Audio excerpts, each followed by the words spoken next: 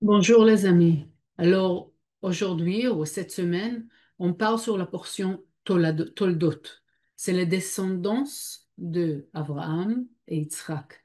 Maintenant, on commence toute l'histoire de Ésaü, Yaakov, et ensuite, et aussi comment l'histoire de Yaakov elle commence à se développer. Mais je voudrais connecter ou parler sur un point important que Michael Berg il a mentionné dans sa classe et sur la portion Toldot à 2017. Au cas où vous regardez cette classe que à chaque fois je dis c'est mieux de voir l'origine, comme ça, qu'est-ce que je partage avec vous? C'est rien qu'à voir et, les points de base, d'accord? Les points principaux pour après, quand vous écoutez Michael, ça va être beaucoup plus facile.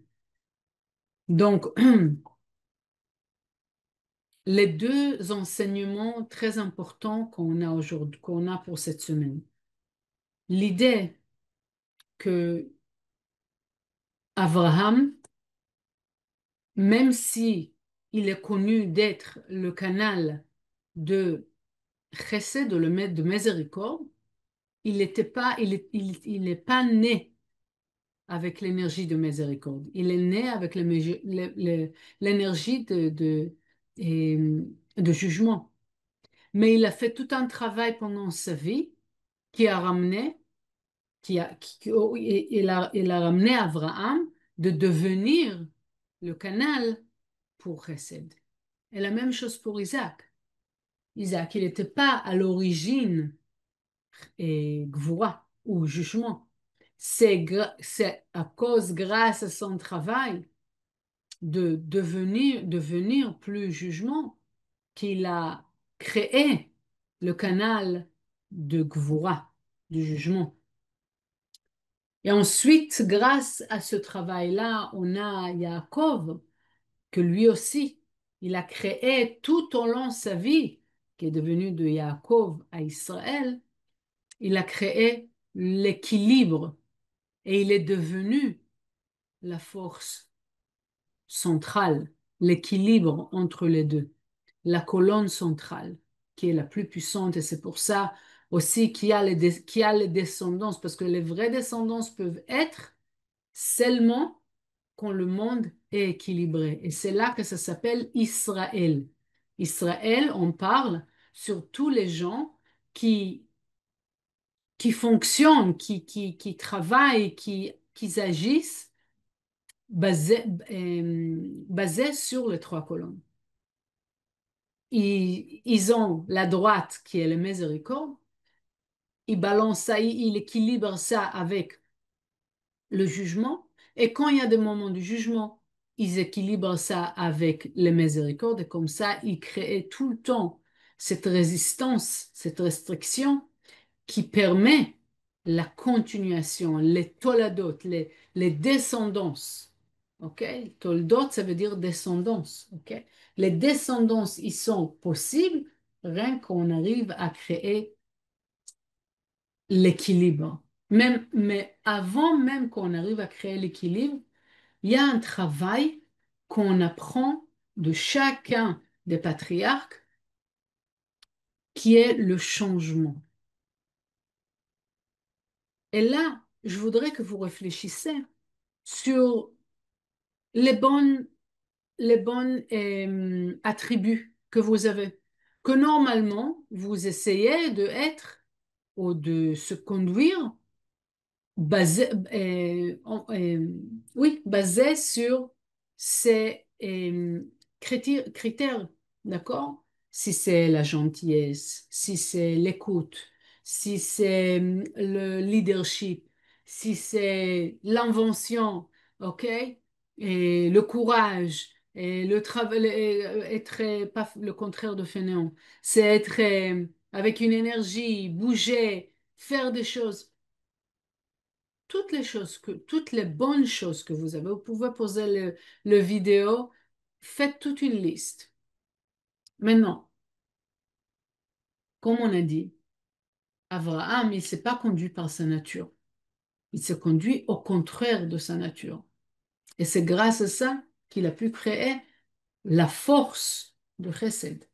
Et pareil, Isaac. Qu'est-ce qu'on apprend ici? C'est Michael qui nous explique par les sages, c'est que si on vit ou on agit seulement se baser sur les points positifs que j'ai, les kabbalistes nous disent, on n'a rien fait. Ok? C'est terrible. Mais je partage, mais je suis gentil, mais j'écoute, mais et- aide les gens. Magnifique. Très bien. Mais c'est ta nature. Si c'est ta nature, il n'y a pas une nouvelle lumière qui se crée. Et donc, de coup, il n'y a rien qui se passe. On ne dit pas ne pas faire. Faire, oui. Mais ajouter aussi les choses qui sont difficiles pour nous à faire. Donc là, je voudrais que vous écrivez toutes les choses qui sont difficiles pour vous. Vous sachiez que il y a une énergie énorme qui peut sortir de ça. C'est important pour vous de faire, par exemple, j'écoute pas. Par exemple, je prends pas d'initiative. Par exemple, je prends pas des engagements. C'est difficile pour moi. J'arrive pas à prendre un engagement pour un travail long terme ou et pour une famille. J'arrive pas à faire les choses jusqu'au bout. Je, je prends des morceaux et j'arrive pas à finir les choses. Toutes les points de limitation que vous avez et que vous sachez qu'il faut faire autrement, écrivez-les. OK? Mais non, c'est quoi le point? Pourquoi je voudrais que vous écrivez? Parce que je voudrais que vous regardez et pendant la journée ou la semaine où vous mettez votre travail. Est-ce que c'est rien que dans les points qui sont faciles pour vous ou est-ce que vous arrêtez, vous essayez, vous prenez le temps vraiment, vous prenez pas rien que le temps, vous prenez euh, le, vous vous arrêtez pour faire un travail. Sérieusement, de s'arrêter et voir qu'est-ce qui est difficile pour moi dans ma liste. Qu'est-ce que je choisis de faire aujourd'hui différent? Pas comme l'habitude. Maintenant, si c'est difficile pour moi d'aller jusqu'au bout, ce travail-là, je le prends de A à Z. Mais j'ai envie d'aller à droite, à gauche. Non, non, non, je m'assois. Je finis. Je prends un verre de café ou quelque chose qui m'aide à me concentrer mais je finis. Je fais un effort. Même si l'effort, il était de 5 minutes, un quart d'heure, une demi-heure, une heure. Dans ça, dans ce peu de temps, vous avez révélé plus de lumière que faire les choses qui sont habituelles. Maintenant, la beauté des choses, c'est quand vous faites l'effort dans les choses qui sont difficiles pour vous, hein, qu'est-ce qui va se passer? Toutes les bonnes actions que vous avez faites, qui sont naturels pour vous. Maintenant, ça va révéler encore plus de lumière. Si avant ça a pas révélé du tout, pendant que vous faites le travail où ça fait mal, où c'est pas confortable, où vous vraiment vous faites un effort, alors là aussi les actions naturelles, les bonnes actions naturelles que vous faites, ils vont activer leur lumière. Donc l'importance de faire le travail où ça fait mal, où c'est pas confortable. Le deuxième point, c'est la vérité. La vérité est la vie. Un des kabbalistes, le Esh Kodesh, c'est un des très grands kabbalistes que Michael mentionne beaucoup de fois dans ses classes. Et c'est un sage, un kabbaliste qui était pendant l'Holocauste. Et ses écritures, ils ont été trouvées d'une manière miraculeuse. Et une des choses qu'il nous dit, quand on veut coller à la vérité, et on va comprendre qu'est-ce que ça veut dire la vérité, on colle à la force de vie. Quand on colle au mensonge, on colle à la mort. Qu'est-ce que ça veut dire? Quelle est la vérité? La vérité, c'est la partie, notre, notre vraie nature, the essence, le, le sens de qui on est. Le sens de qui on est, c'est vraiment notre âme, la raison pour laquelle on est là. Ça, c'est l'essence. Maintenant, si, quand j'agis par rapport à mon âme, c'est quoi agir par rapport à mon âme? C'est qu'est-ce qu'on a dit il y a 2 secondes. Ça veut dire et faire un travail dans le point que c'est difficile pour nous.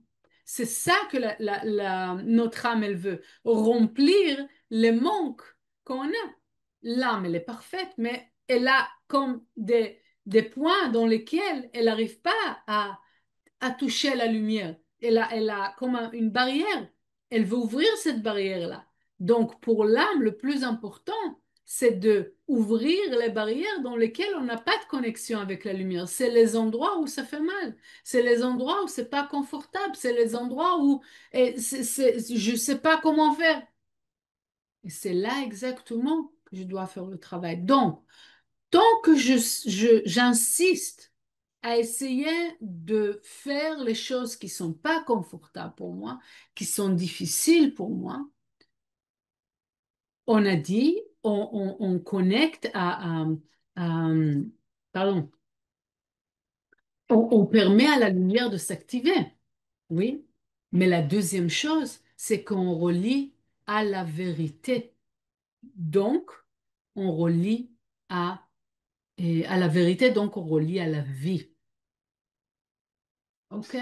Maintenant, un exercice. Se baser sur qu'est-ce qu'on a fait tout à l'heure, l'exercice qu'on a écrit tout à l'heure. OK? Donc, pour vous-même, quelle est votre vérité? Qu'est-ce que ça veut dire pour vous de faire le travail de l'âme? OK? Quelles qui sont les choses qui sont difficiles ou pas confortables pour vous à faire?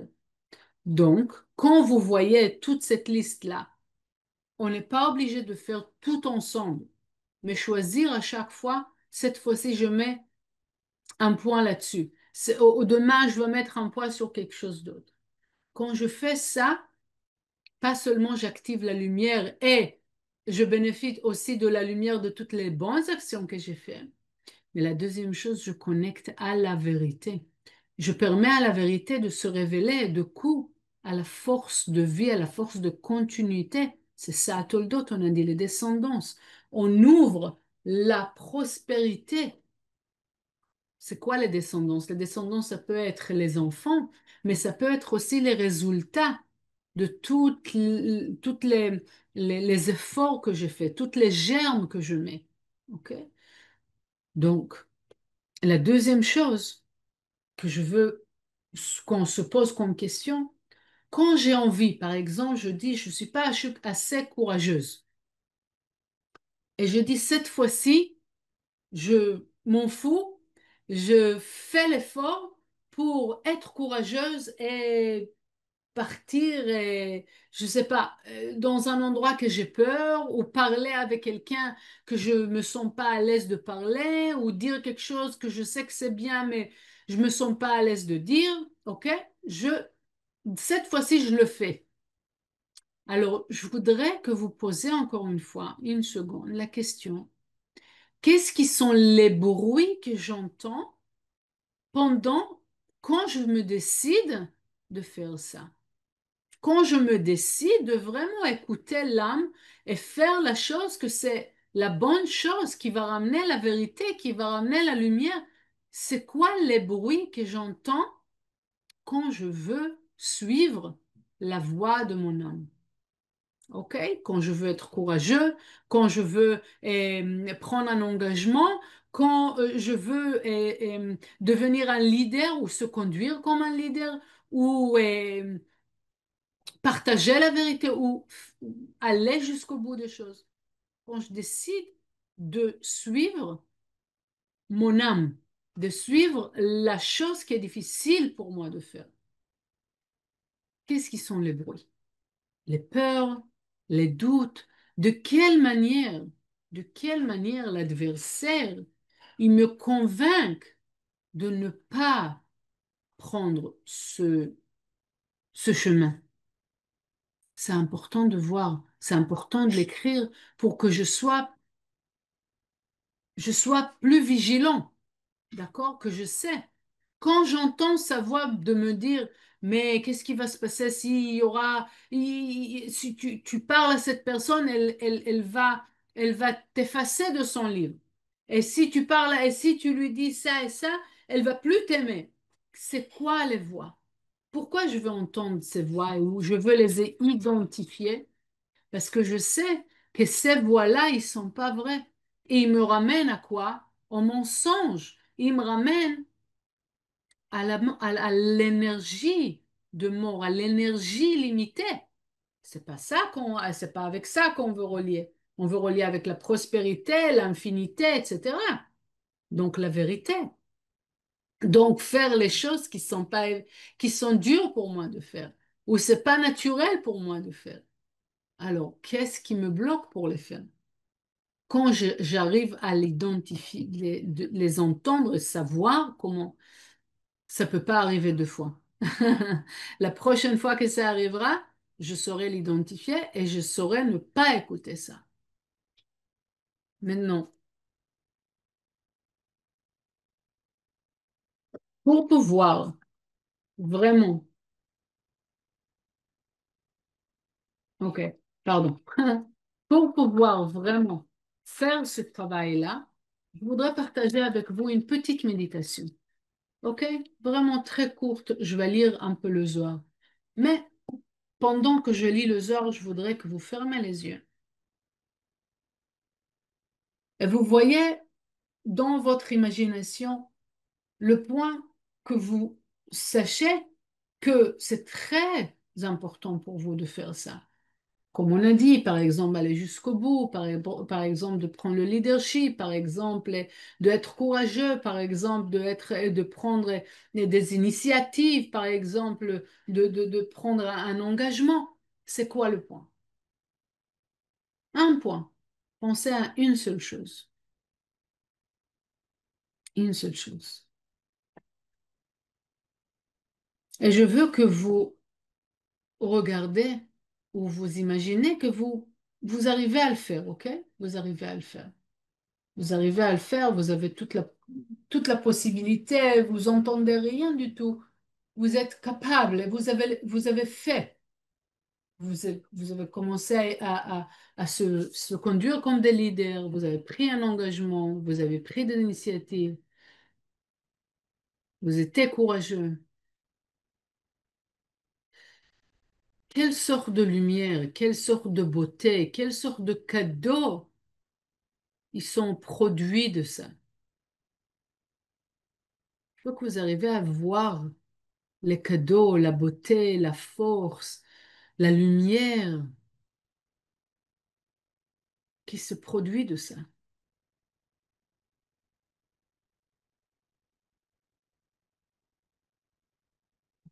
Et maintenant, revenez au point que vous voulez faire. Vous voulez prendre l'action qui est pas évidente pour vous. Et vous commencez à entendre toutes les voix. Pourquoi pas?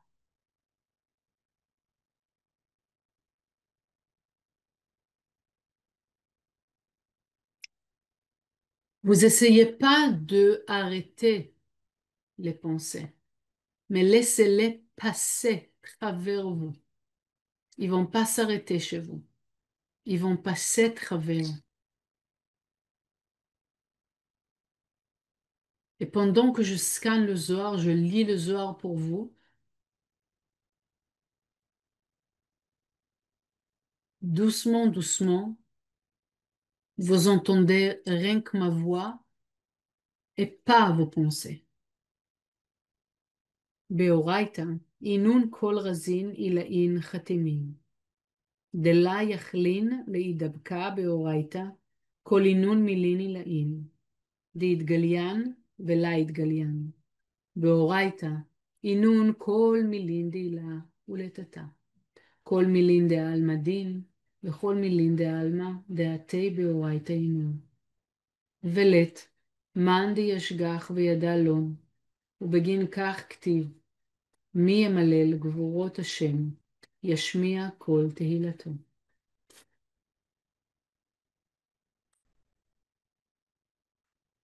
Et maintenant que vous avez rien que les ondes, l'énergie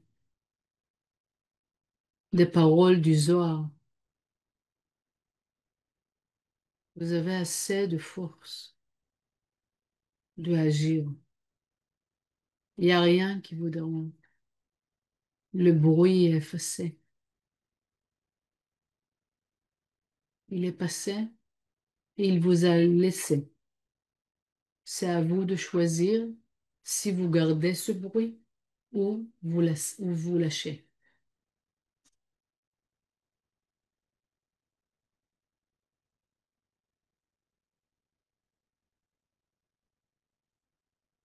Décidez-vous de quelle manière vous allez manifester votre choix.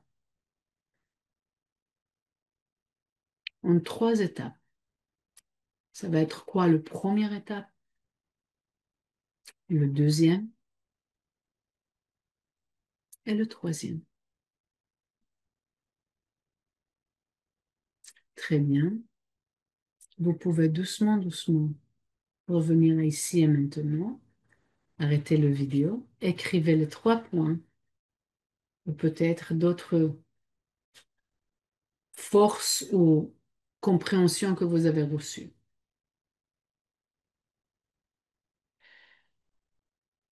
Donc, cette semaine, pas seulement utiliser cette méditation plus qu'une fois, mais posez-vous la question.